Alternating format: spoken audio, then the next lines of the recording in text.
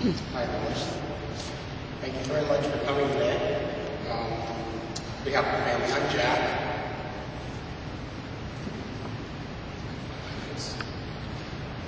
So this is a very special place for Dad. How many people were here from the 8 o'clock mass? So where did Dad used to sit?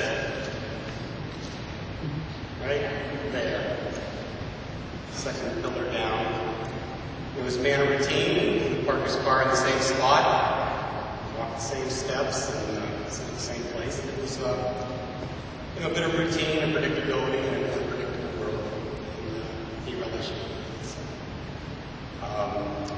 right after this, I'd like to make sure I invite everybody down to the Brick House for another party that I know Dad would enjoy. A couple of drinks, a little bit to eat, and I hope to see you all down on Main Street.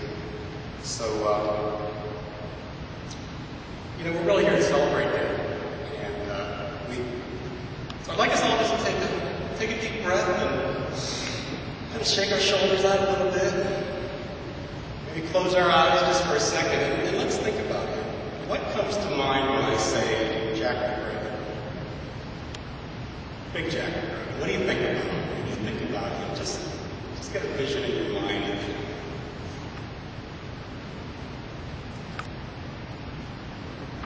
That smile on your face.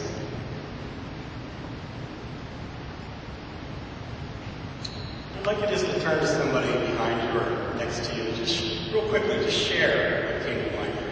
You love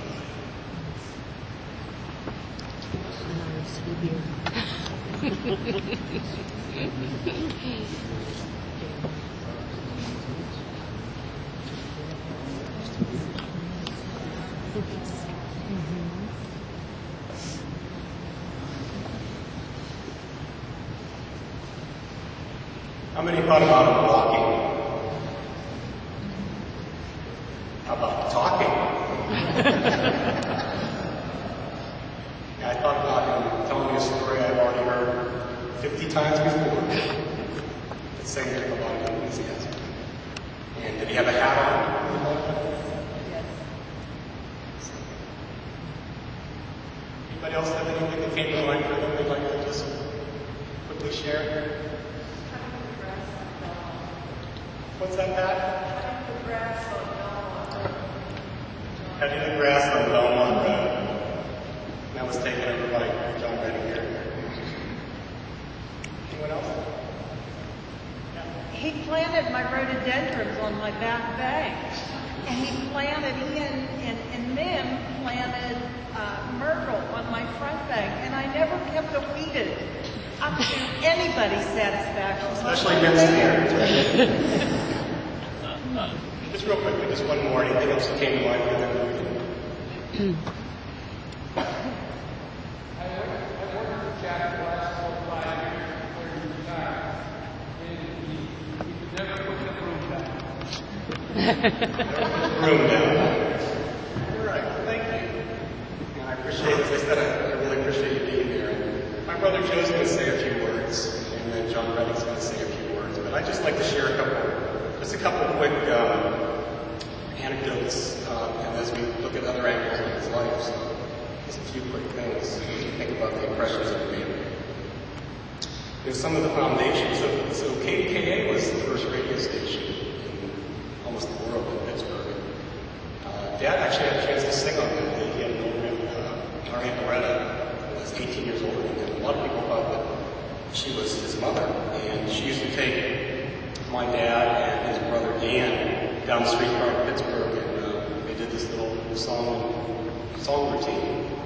And one time when he was going back on the streetcar, he jumped off too quickly and was hit by a car, one of those newfangled cars, and it separated his leg and put him in a coma. And I guess they just did what they did back then, take him in the house, and eventually recovered. So he had a very good buddy named Jim Carrick that I knew as Uncle D, and they played football together at St. Luke's. And I had a chance about 5 or 6 years ago to take Dad over to Notre Dame. On the way back, we stopped in Warren, Ohio, and saw Uncle D, Jim Carrick, and he pulled out the yellow copy of the Pittsburgh paper from 1943, and there it was, Carrick and Grogan. So,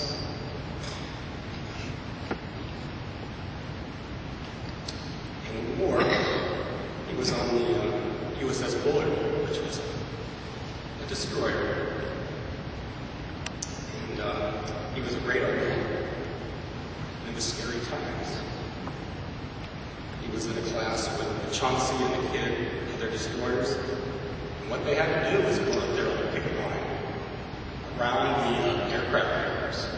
They go out there, kamikaze planes are coming over, it was pretty scary.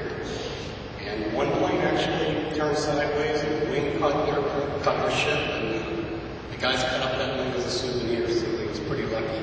He was in the dark in front of the boat because he was a radar man, and he could hear the caliber of the guns going on, and he could tell how far away those planes were. So he was pretty young. I have a letter from the nun at his school asking if he could come home to graduate with his class.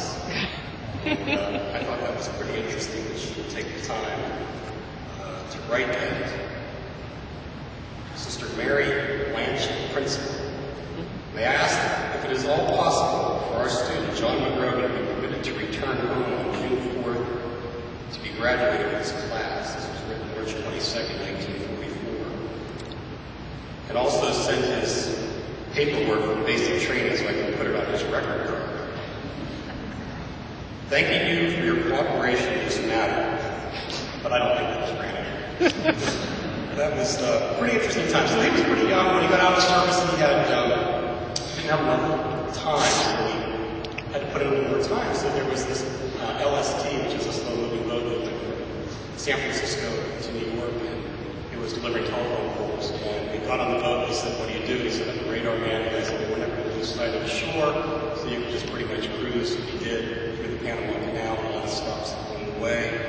And we got out of the service. He had a choice between the GI Bill or getting $20 or $25 a week for 52 weeks. He took advantage of that. Went with Jim Carrick up to Canada and enjoyed himself for a number of months till his mother called and said, "You know, you might as well be in the service. I would see you. It's about time you got a job." And Aunt Loretta and Uncle Bill helped him get a job at Armco. Family started a home on 5th Street, 3rd floor apartment. Maureen and Bert were born. They moved on up by moving down to the 2nd floor of 5th Street before building the house at 572 4th Street. So everyone knows he worked at Swinging Grave, and in the mid-60s had that terrible accident where he lost those 2 fingers at the mill. And I remember as a kid going down to pick up Dad at 11 o'clock when he was working swing shift, and there was a big scoreboard down there with the number of major accidents. And it was usually flashing 0, and sometimes it flashed 1, but they took that safety pretty seriously. And when Dad lost his fingers down there in the mill, they were trying to keep it as a minor accident versus a major accident, so they drove him to the hospital in somebody's personal car inside of an ambulance. He sat in the emergency room for a couple hours. He lost his fingers. And it was interesting times for the family. I was living on 66%, which is disability day. It's kind of tough. And that's when Mom started putting instant milk in the real milk containers so we wouldn't know. Work through all that. So just a little bit of that's the hand that you read the world with. That's the hand you golf with, write with, bowl with. But, he never really let that slow him down a little bit. So just, someone once said that 90% of life is just showing up. Dad really showed up. And he made a lot of the ordinary things in life very extraordinary. He wrote a note every day. He started about 10 years ago. He would sometimes write one day in cursive. He would do his 1-page notebook. Other times he would write in print and just write about events of the day. So he wrote 3,199 notes. So he had a little number. So just a couple of little insights here. Just want to share